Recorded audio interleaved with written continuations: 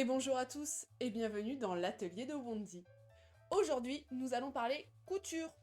Et nous voilà partis pour une année d'aventure grâce à un livre de Charlotte Ozou intitulé Ma garde-robe à coudre pour toute l'année. Alors j'ai déjà fait une vidéo sur un de ces livres destinés aux débutants, mais là on monte d'un cran.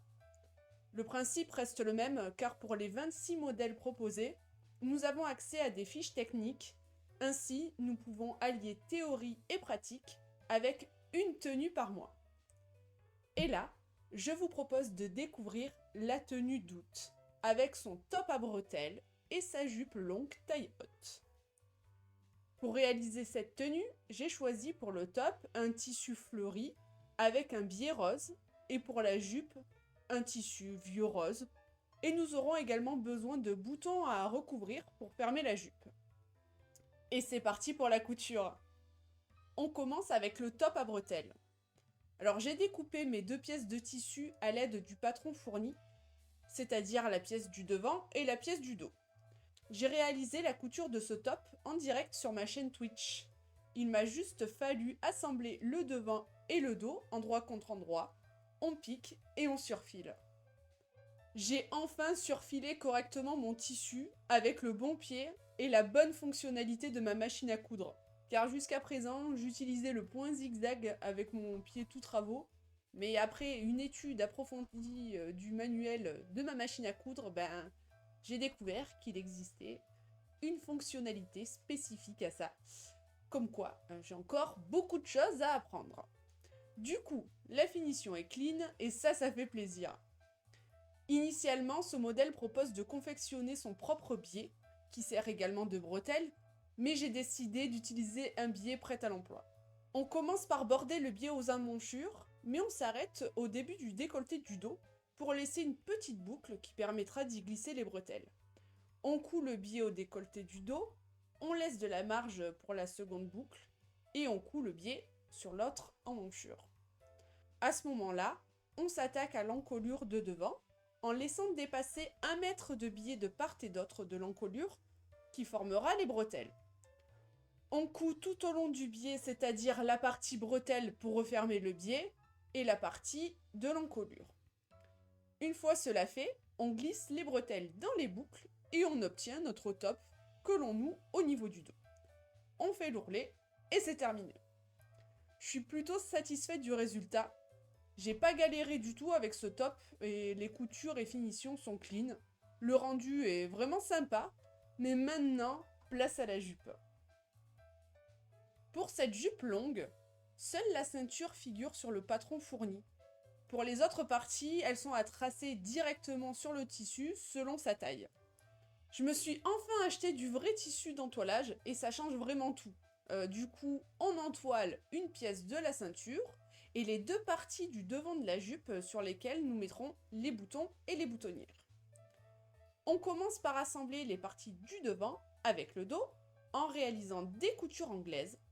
On peut voir que le rendu est vraiment propre et cette technique est très bien expliquée dans le livre, c'est très simple à réaliser.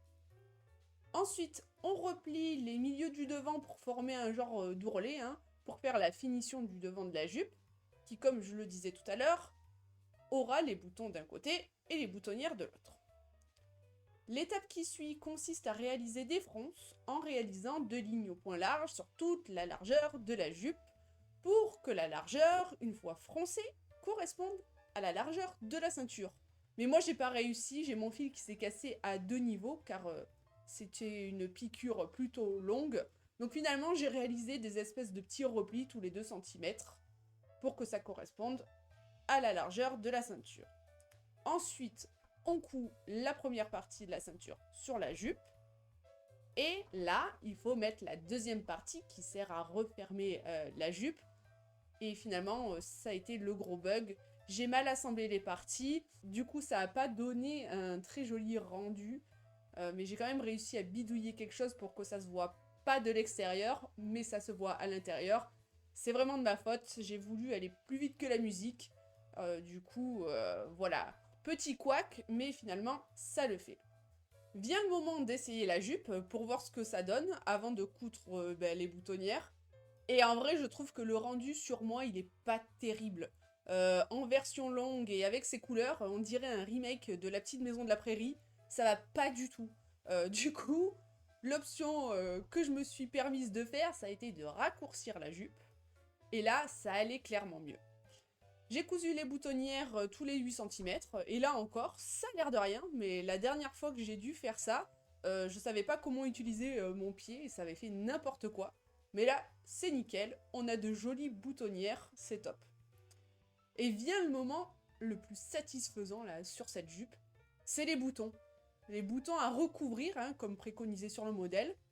Et là, j'ai choisi de les recouvrir avec le tissu fleuri qui m'a servi à faire le top.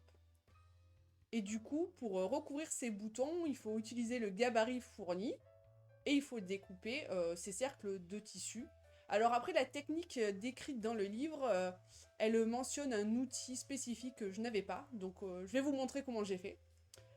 Donc on coud à la main avec une aiguille tout autour du cercle, on place le tissu sous le bouton en le centrant.